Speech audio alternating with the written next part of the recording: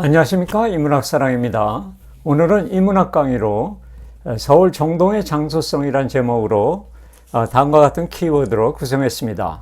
첫째, 서울 사람들은 자기가 살고 있는 이 장소에서 서울에 대한 장소적 정체성을 얼마나 느끼고 있는가에 대해 설명드리겠고요. 두 번째는 에드워드 렐프가 말하는 장소 정체성의 3요소에 대해서 하겠고요. 세 번째는 이 정동의 물리적 경관으로서의 지형적 특징에 대해서 말씀드리겠고, 네 번째는 또 덕수궁을 빼고서는 정동길을 얘기할 수 없기 때문에 덕수궁의 역사적 배경에 대해 언급하겠습니다. 그리고 마지막으로 19세기 말에 정동구역에 세워진 서양 건축물들의 그 역사적 의미 혹은 문화적 의미에 대해서 알아보는 시간을 갖도록 하겠습니다. 현대사회의 도시에는 시간이 흘러도 변하지 않는 것, 즉 장소의 정체성을 인식할 수 있는 곳이 점점 사라져가고 있습니다. 특히 우리가 사는 집을 보십시오. 주택은 더 이상 우리가 거주하면서 우리의 존재를 뿌리내리는 곳이 아니라 자본의 흐름 속에서 이리저리 부유하는 장소가 된 것도 사실입니다.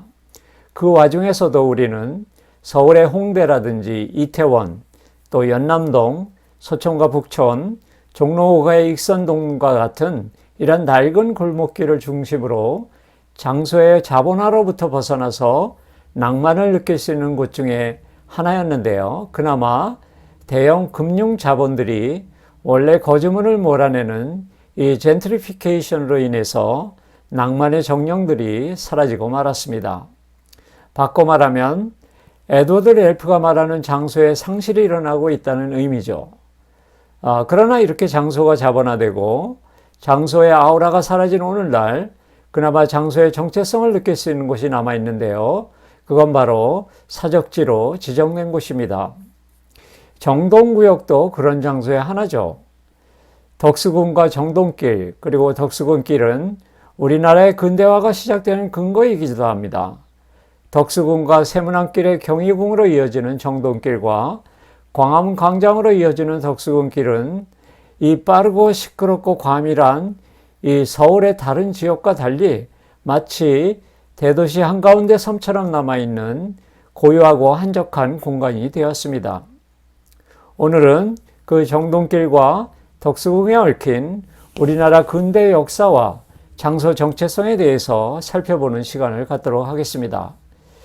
우리가 어떤 장소, 특히 대도시의 장소 정체성을 알고자 하는 것은 우리의 실제 역사를 통해서 혹은 우리의 무의지적 기억을 통해서 그 도시의 물리적 흔적과 정신적 흔적을 발견하는 일과 다름 아닙니다. 오늘날 서울은 강철과 유리 그리고 매끈하고 색색깔의 보도블록으로 도시를 휘황찬란하게 변모시키고 있습니다. 이러한 서울의 뉴욕화 정책은 서울의 물리적 흔적만 사라지게 하는 것이 아니라 우리의 모든 과거의 기억과 정신적 흔적까지 사라지게 한다는 게 문제적입니다.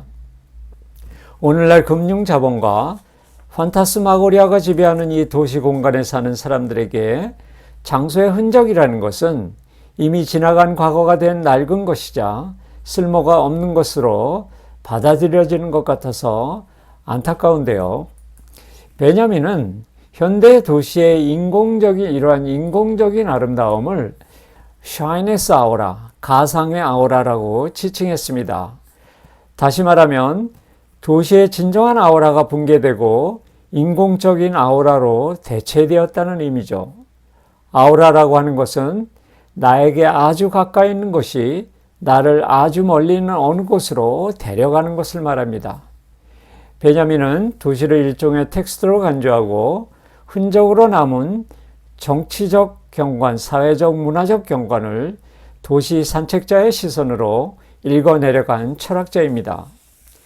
이렇게 도시라는 텍스트를 읽고 해석하고 느끼면서 한편으로는 매혹되면서도 다른 한편으로는 도시를 비판적 시각으로 바라보는 사람들을 플라네르, 산책자라고 부릅니다. 19세기의 대표적인 도시 산책자 보들렐르와 베냐민이 파리를 산책하면서 당시 파리라는 근대화된 도시의 사회적 문화적 흔적을 발굴했었는데요. 21세기를 사는 우리가 파리에서 장소성을 발견하는 것보다 서울에 대한 과거의 흔적을 발견하는 것이 훨씬 더 어려울 것 같습니다. 왜냐하면 파리는 초창기 근대화 이후부터 오늘날까지 파리 도심 보호 정책을 실시하고 있는 반면에 서울은 한국전쟁 이후부터 지금까지 뉴욕을 모델로 한 금융 자본을 매개로 한 개발 위주 정책으로 일관하고 있기 때문이죠. 2024년 현재 우리는 전국적으로 획일적으로 찍어낸 주택인 아파트에 살고 있고 그 주변 상가와 거리조차 표준화되어 있습니다. 거주 지역은 주택의 시장 가격에 의해 권력화되어 있고 도시 전체는 미학적인 깊이와 의미는 사라지고 단지 평균적 경험을 제공하는 이른바 플랫스케이프, 즉 밋밋한 경관만을 볼 수 있을 뿐입니다. 이 같은 현상을 에드워드 렐프는 placelessness, 우리말로는 무장소성이라고 말했습니다.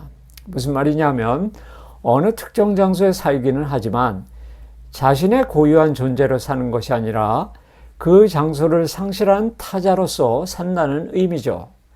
더 거칠게 표현한다면 나의 존재가 뿌리 뽑힌 삶을 산다는 것입니다.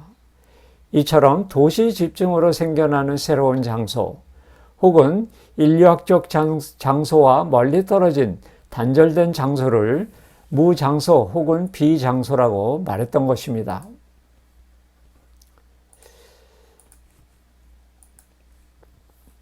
에드워드 렐프는 인간답게 산다는 것은 의미 있는 장소로 가득 찬 세상에서 산다는 뜻이라고 말했습니다. 의미 있는 장소란 애착이 가는 장소를 말하죠. 즉 내가 그 장소에 이끌릴 수밖에 없는 매력 있는 장소를 말합니다. 어느 지역의 장소 정체성에 대해서 알려면 세 가지 요소, 첫째는 물리적 환경, 둘째는 그 장소 속에서 사람들이 어떤 활동이 실행되었는지, 그리고 당시의 사람들 혹은 현재 사람들이 그 장소에 부여하는 의미가 무엇이었는지 알아야 한다라고 에드워드 렐프는 말합니다. 그런 면에서 어떤 장소의 역사적 배경은 이 세 가지 얼개를 아는데 큰 도움이 됩니다. 그래서 장소의 정체성을 이해하는 것은 곧 그 장소의 정수, 핵심, 다시 말하면 그 장소의 혼을 파악하는 것과 다름 아닌 것입니다. 우선 물리적 환경으로서의 정동 지역을 그 지역의 지형의 형태를 알아보는 게 중요합니다. 기본적으로 정동 지역은 인왕산 줄기가 삼각산을 거쳐서 종로의 행천동과 지금의 서울교육청, 신문로, 그리고 경희궁, 지금의 서울역사박물관이죠. 그 장소를 따라서 이어진 구릉지역으로 이루어져 있습니다. 즉 정동지역은 서쪽이 높고 동쪽이 낮은 서고 동저, 그리고 북쪽이 높고 남쪽은 낮은 북고 남저의 형태로 되어 있습니다. 정동길은 남쪽으로는 서소문길과 북서쪽으로는 세문안길, 그리고 동쪽으로는 태평로와 맞닿아 있죠. 서소문길과 정동길 사이에는 동쪽에서 서쪽으로 두세 개의 낮은 구릉으로 되어 있는데요. 이 언덕 위에 일제시대 때 대법원 총사와 배제학당이 세워져 있습니다. 그리고 또 하나의 언덕에는 지금도 창덕여중이 자리하고 있는데요. 이 언덕은 일제시대 때 프랑스 공사관이 자리하고 있던 자리죠. 이 언덕은 특별히 높습니다. 이렇게 보시면은, 한편으로 보시면은, 이게 지금 현재 창덕여중 입구의 오르막길이고요. 이 오른쪽에 있는 게 프랑스 공사관입니다. 거의 한양도성 성벽에 이렇게 맞닿아 있죠. 그래서 이 사진은 돈이문에 가까운 성벽에서 프랑스 공사관을 보고 찍은 사진입니다. 그래서 이 아래쪽엔 순화동이죠. 그래서 얼마나 높은 언덕에 이 프랑스 공사관이 자리하고 있는지를 우리는 알 수 있습니다. 그리고 정동길과 세문안길에는 사이에는 그 높은 언덕이 있었는데 가장 높은 위치에 구 러시아 공사관이 있었고 미국 대서관저도 동쪽 언덕 위에 위치해 있습니다. 구 러시아 공사관이 얼마나 높은 위치에 있었는지는 이 사진을 보면 알 수 있는데요. 러시아 공사관에서는 남산 아래쪽까지 훤히 내려다 볼 수 있다고 합니다.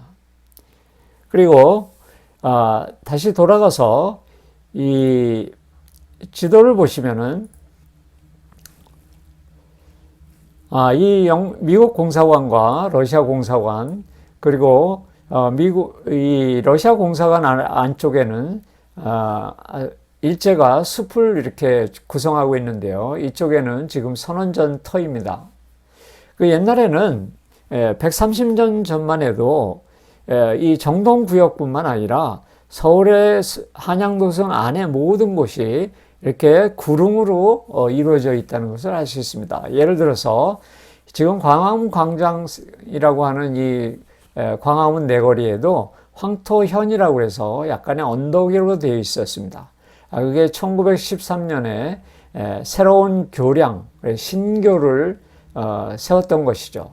지금 을지로 입구 내거리에도 구리계라고 해서 약간의 언덕으로 되어 있는 곳을 이런 계라든지 현으로 불렀던 것입니다. 자, 그런 지역적 특징을 알아두시고요. 이 길은 정동길과 미 대사관저 뒷담에 붙어 있던 길로서 아마 고종이 러시아 대사관과 러시아 공사관과 덕수궁을 오고 갈 때 지나던 길로 추정됩니다. 지금은 서울시와 문화재청에서 고종의 길로 만들어 놓고 있던 길이죠. 말하자면 정동길은 이 남쪽 구릉과 북쪽 구릉지 사이에 난 길입니다. 이렇게 북서쪽이 높아지는 것은 인왕산과 북한산 지류가 경희궁을 거쳐서 정동길까지 이어진다는 것을 의미합니다. 지금부터 130년 전 1890년대에 세워진 프랑스 공사관, 러시아 공사관, 미국 공사관, 그리고 1928년 준공된 이 경성재판소 모두 언덕의 가장 높은 곳에 위치해 있다는 것을 알 수 있는데요. 이처럼 건축물의 높이라고 하는 것은 그 고도가 가지는 위세와 권력을 의미했습니다. 그래서 기념비적 의미를 가진 신전이나 승전탑, 그리고 국가의 위세를 나타내는 공사관 같은 건축물은 이처럼 높은 구릉 위에 짓는 게 아닌가 그렇게 생각을 합니다. 자, 고종의 길에 대해서 잠깐 언급할게요. 아관파천은 열강이 러시아 천국을 비롯해서 일본을 비롯해서 러시아, 프랑스, 미국 같은 열강이 군사적 경제적 이익을 선취하기 위해서 투쟁하는 가운데서 고종이 일본을 견제하기 위해서 1896년 2월 11일 어전을 경운궁에서 러시아 공사관으로 옮긴 사건을 말합니다. 이 길은 고종이 자신의 신변 위협과 풍전등화의 위기에 처한 국가의 운명에 직면해서 2월 11일 새벽 4시에 세자와 함께 가마를 타고 쫓기듯이 공사관으로 피신하던 골목길입니다. 그런 면에서 고종의 길은 국권과 왕권의 덧없음과 죽음이 예정되어 있는 그러한 메멘토 모리가 형성화된 장소이기도 합니다. 그래서 고종의 입장에서는 마치 김광균이 와사등에서 말했듯이 차단한 등불이 하나변 하늘에 걸려 있다.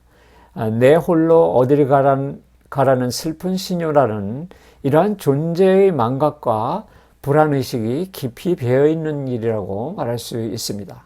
이 아래쪽의 사진이 1890년대 러시아 공사관 사진이고요. 이 위쪽의 사진이 고종의 길로 닦아놓은 왼쪽에는 미 대사관 관저고요. 오른쪽에는 상림원이라는 그 숲이 형성되어 있던 곳입니다. 그리고 이 길 끝으로 가면은 러시아 공사관이 나오죠. 자, 이 길은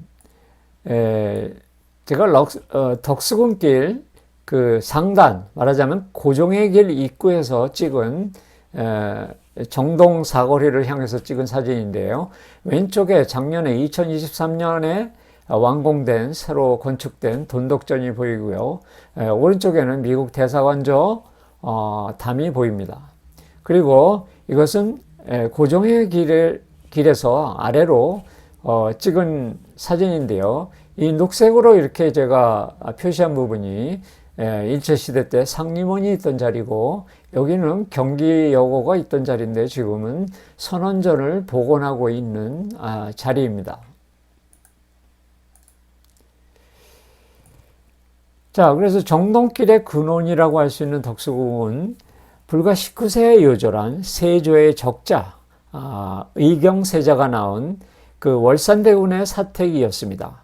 적자라고 하는 것은 본초의 자식이라는 뜻이죠. 그리고 왕위를 세습할 수 있는 사람이라는 뜻입니다. 바로 의경세자는 이 월산대군 이정과 성종과 명숙공주 이 세 아이를 낳았는데요. 그가 19살 때 요절하자 11년 후에 의경세자의 동생인 예종이 세조의 뒤를 이어서 왕이 되었지 않았습니까? 왜냐하면 그때는 월산군이, 의경세자의 자식인 월산군이 나이가 너무 어려서 왕위에 오르지 못했던 것입니다. 그래서 세조는 자기가 가장 아끼던 아들인 의경세자와 그의 손자 이정을 안타깝게 여겨서 대궐 내에 월산대군의 집을 마련해 주었던 것입니다. 그 집이 바로 오늘날 덕수궁으로 확장된 것이죠. 그런데 예종이 즉위 1년 만에 사망하고 이제는 의경세자의 장남인 이 월산군이 왕이 될 순서였는데, 이번에는 자기 동생 성종으로 낙점되었던 것이죠. 이 사건은 성종의 장인인 한명회의 농간으로 자신의 사위를, 월산대군을 밀어내고 자신의 사위를 왕으로 앉힌 사건입니다. 그래서 월산대군의 집이 이렇게 덕수궁이 된 이유는 이렇습니다. 선조가 임진왜란 직후에 의주로 피난 나갔다 돌아왔을 때 경복궁과 창덕궁이 불타와 없어져 머물 곳이 없었습니다. 그래서 월산대군의 집이었던 이곳을 임시궁궐로 삼으면서 이 궁을 정릉동 행궁이라고 불렀던 것입니다. 그 이후에 광해군이 정릉동 행궁에서 즉위식을 거행했고, 거처를 창덕궁으로 옮겨가면서 이 장소를 경운궁으로 지칭했던 것입니다. 그 이후 19세기 말에 고종이 입고하면서 덕수궁으로 이름 붙여진 것이죠. 즉 궁의 명칭이 선조 때 정릉동 행궁에서 광해군 때 경운궁으로, 그리고 고종이 퇴위할 때 덕수궁으로 변화된 것입니다. 이 덕수라는 한자는 덕자에 오래 살 수, 해서 퇴위한 고종이 오래 살 것을 기원한 마음으로 붙인 이름입니다. 고종이 폐위된 이후에 순종은 1907년 8월 27일에 덕수궁 돈덕전에서 황제 즉위식을 거행했습니다. 이 돈덕전은 문화재청이 2023년 작년에 복원이 완공시켜서 일반인들의 출입이 가능합니다. 이처럼 덕수궁은 왕에 오르지 못한 세조의 적자 의경세자와 왕위를 계승할 지위에 있으면서도 두 번씩이나 왕위에 오르지 못한 월산대군의 이 불운, 그리고 일본군의 침입으로 피난 나갔던 선조의 임시 거처 역할도 했고요. 고종의 사회 미수 사건이 일어나기도 하고, 또 고종이 러시아 공사관으로 피신하는 아관 파천이 일어난 곳이기도 하고요. 고종의 폐위가 일어난 이러한 사건들이 잇따라 일어난 불운의 장소이고 고욕의 장소라고 할 수 있습니다. 한편 정동길은 19세기 후반에는 공사관길로 불리우던 곳인데요. 1883년 미국이 공사관 터로 민씨 일가의 주택을 매입하면서부터 본격적으로 외국 공사관촌으로 조성되기 시작했습니다. 그래서 1884년 영국 공사관이 토지를 매입해서, 물론 건물은 1892년에 완공됐지만, 그리고 그 뒤로 1890년에 러시아 공사관이 완공되고요. 1897년 프랑스 공사관이 완공되고 1891년 독일 공사관이 속속 들어서게 되었던 것입니다. 한편으로 고종은 자기의 황실 영역을 넓히고 덕수궁 전역을 외교 무대화하기 위해서 덕수궁 내에 서양식 건축물들을 또 짓게 명령했는데요. 그게 바로 1900년도에 정관원, 그리고 1902년도에는 돈덕전, 그리고 1910년에 석조전, 1899년에 중명전을 준공했던 것입니다. 그리고 1897년에 정동 제1교회가 들어서고 1898년에는 손탁호텔이 건축되어서 1900년을 전후한 시기에 덕수궁을 포함한 정동 일대는 이미 서양식 건축물들이 즐비한 풍경으로 바뀌었던 것입니다. 그리고 거기에다가 한일합방 이후에 1828년에는 경성재판소가 들어서고 1915년에 이화학당 내에 심슨 기념관이 세워져서 이 정동구역이 서양풍 경관을 완성하기도 했던 것입니다. 그 중에서 이 중명전은 1905년 11월 일제가 을자 오적들을 불러 모아서 을사늑약을 강압적으로 체결한 장소이고요. 후에 고종이 을사늑약의 부당함을 국제사회에 알리고자 1907년 4월 20일 이 이준과 이휘정 등을 헤이그 특사로 파견한 곳이기도 합니다. 그리고 1904년 경운군 대화재로 인해서 고종이 잠시 머문 곳도 바로 중명전이었던 것입니다.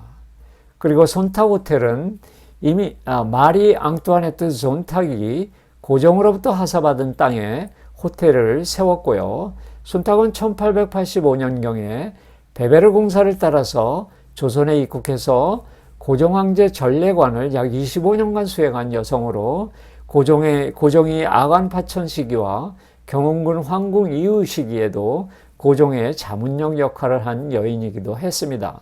그리고 그녀는 손탁호텔을 외교 구락부 용도로 사용하기도 했습니다. 그 당시에 이 모리스홀이나 손탁호텔, 그리고 중명전, 그리고 돈덕전, 정관원 모두 이 외교 사절을 위한 외교 구락부 역할을 했습니다. 지금의 프란체스코 교육관은 일제강점기에는 모리스홀이라는 명칭으로 외교관들의 사교 모임과 연주회 용도로 사용되었습니다. 원래 제임스 헨리 모리스라는 인물은 1897년 우리나라 최초의 전차시설을 시공하는 미국 회사의 엔지니어로 온 사람입니다. 그런데 1899년 돈이문에서 동대문까지 전차 선로를 완공한 이후에도 모리스는 미국으로 돌아가지 않고 조선에 약 35년간이나 체류했습니다. 그래서 모리스는 조선의 모든 공공건축물의 전기시설과 건축에 대한 자문을 했을 뿐만 아니라 선교사와 외교관들의 공공활동을 돕는 멀티플레이어로 활동했던 것입니다. 그래서 결국 그는 외교와 종교계 그리고 정치계의 중요한 인물이 되었는데 그를 선교사의 선교사로 불린 이유가 바로 거기에 있던 것입니다. 이 상림원이라고 하는 데는 일제시대 때 조성한 숲인데요. 이 러시아 공사관과 상림원 사이에도 아주 깊은 급경사가 이루어진 길입니다. 이 선원전은 옛 경기여고 터인데요.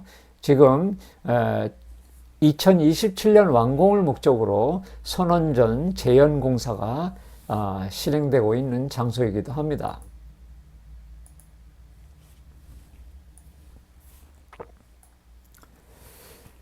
이 정동 지역의 정치활동과 밀접한 관련이 있는 이 환구단은 1844년 천국 사신의 숙박소였던 남별군 땅을 천국으로부터 되돌려받은 것입니다. 이 자리에 대한제국 독립의 상징인 환구단과 황궁을 건축한 것이죠.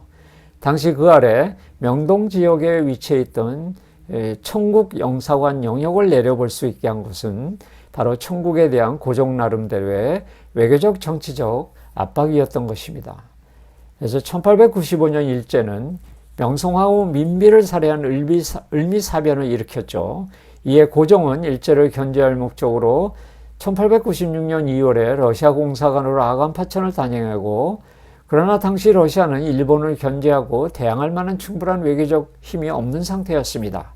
그래서 고종은 불과 1년 만에 1897년 2월 경운궁으로 환궁해야만 했던 것이죠. 그리고 소공동 입구에 환구단을 설치하고 1897년 10월에 천지신에게 제사를 지내고 대한제국의 국호를 선포하고 황제에 올랐던 것입니다. 그래서 대한제국의 선포는 고종이 부국 강병의 그 근대 독립국가 수립을 마음에 품었다고 할 수 있고요. 더 이상 외세의 침략이나 민비 시해와 같은 그러한 비극은 용납하지 않겠다는 선언이기도 했습니다. 그리고 을미사변 이후 2년 동안 미뤄왔던 명성황후의 국장을 준비하고 1897년 11월 13일 민비의 국장이 거행됐던 것입니다. 결국 고종은 헤이그 밀사 파견 이후에 일제에 의해서 1907년에 황제 자리에서 폐위되었습니다. 이와 같이 정동구역은 1880년대서부터 1905년 을사늑약이 체결될 때까지 약 25년간 미국, 영국, 그리고 러시아, 프랑스, 독일과 같은 등 일본 이외의 국가들이 대한제국과 수호조약을 잇따라 맺고 외교 관계와 근대화 사업을 활발하게 진행하는 데 중심적 역할을 한 장소라고 할 수 있습니다. 그러나 1905년 을사늑약 이후로는 모든 열강과의 외교 관계는 단절되다시피 하였습니다. 그러나 정동은 이 시기에 제국주의 열강의 침투에 대항해서 자주권을 수여하려는 역사적 과제를 해결하고자 하는 이 국왕 고종의 노력과 고뇌가 고스란히 담겨있는 상징적 공간이기도 합니다. 그리고 서양인 거류지 혹은 근대 학교와 기독교의 중심지이자 서구 문명과 개화의 공간인 이 정동구역은 각 국가 간의 권력 투쟁의 흔적들이 투영되어 있음을 우리가 알 수 있습니다. 이건 1990년대 미국 대사관의 모습입니다. 알렌은 조선 견문기에서 미 대사관전을 이렇게 묘사했습니다. 공사관 건물은 다른 나라의 거대한 건축물에 비교한다면 도저히 믿어지지 않을 만큼 초라한 것이었다. 이렇게 말했죠. 사실 미국은 민씨 일가의 그 대궐 같은 저택을 그대로 사용해 왔고 오늘날까지 이 조선의 건축물을 그대로 남기려고 노력하면서 미국 대사관절을 유지하고 있습니다. 이 왼쪽에는 러시아 공사관의 우리가 잘 알고 있는 하얀 탑이 보이죠. 그래서 이 아래쪽 사진은 1884년경 초창기 미국 대사관의 모습인데요. 지금은 다른 현대식 건물을 다수 지었지만 이 건물만은 아직도 남겨두었다라고 합니다.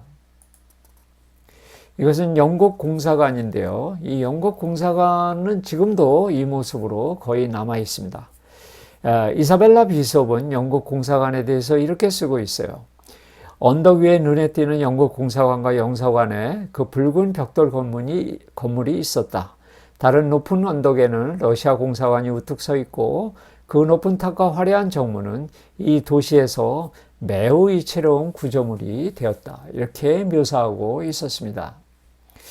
이 덕수궁과 정동길은 광화문으로부터 남대문까지 뻗어 있는 이 태평로와 서서문길, 그리고 광화문 내거리에서 서대문에 이르는 세문안길과 소공동길과도 밀접하게 연결되어 있습니다.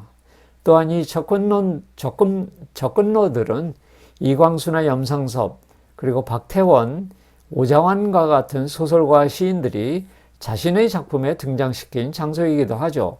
예를 들어서 정동길은 박태원의 애옥이라는 소속에서 하운과 익명의 모동걸의 애정 행각을 벌이는 장면을 당시 정동길에 있던 심슨 기념관, 러시아 공사관, 그리고 거리에 켜진 전등불과 같은 배경과 함께 상세히 묘사하고 있고요. 염상섭의 사랑과제라는 소설에서 서서문길에 대한 상세한 심상지리를 표현한 바 있습니다. 소공동길 역시 박태원의 소설가 구보시의 일일에서 자기의 친구 이상과 같이 걸으면서 나라를 빼앗긴 경성 유민들의 슬픈 마음을 묘사한 바 있습니다. 자, 그래서 장소의 정체성이라고 하는 것은 단지 지명의 주소나 지도 위의 한 점만을 말하는 것이 아닙니다. 정체성이라고 하는 것은 장소가 나의 경험에 영향을 주고 반대로 나의 경험이 장소에 영향을 주는 것을 말합니다.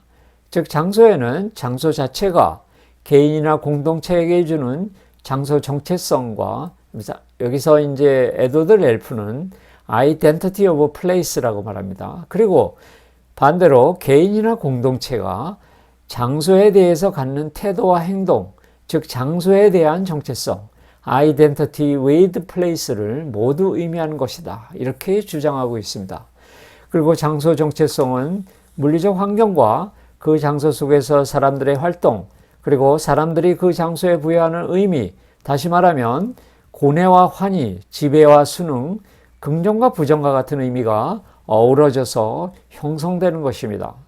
그리고 특정 장소의 전체적인 정체성은 시대가 감에 따라 조금씩 변화하지만 그 장소의 본질, 고유성, 흔히 the spirit of place라고 하죠. 장소의 정신이라고 하는데 이 장소의 혼은 지속적으로 유지되는 것입니다.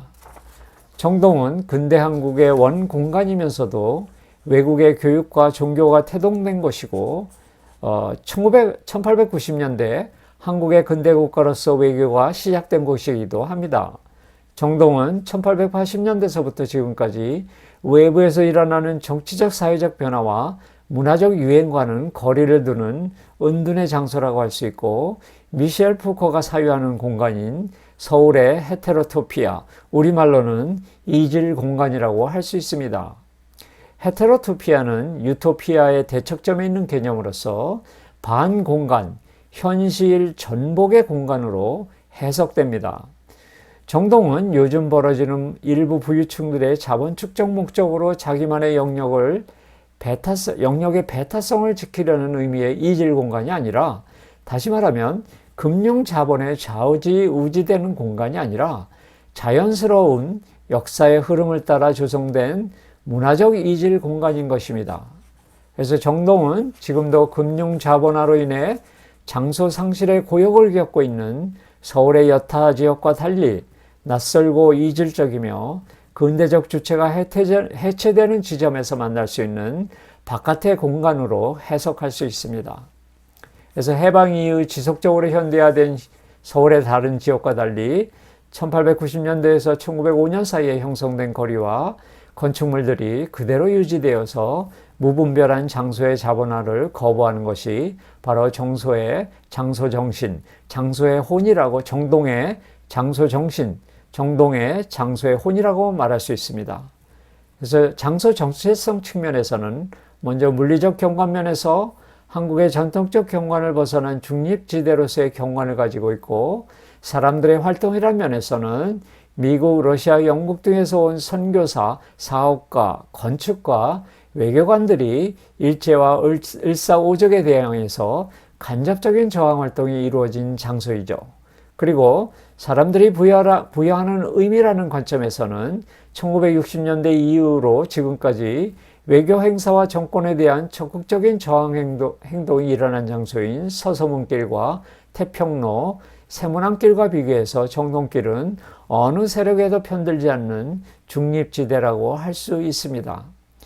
특히 서서문길과 서울시청 광장은 외국에서 괄목할 만한 성과를 낸 체육인들의 카퍼레이드, 외국 원수들의 카퍼레이드와 환영 행사가 거행된 곳인 반면에 정동길은 대중과 미디어의 관심, 즉 세속화의 바깥에 있어 왔던 것입니다. 지금까지 시청해 주셔서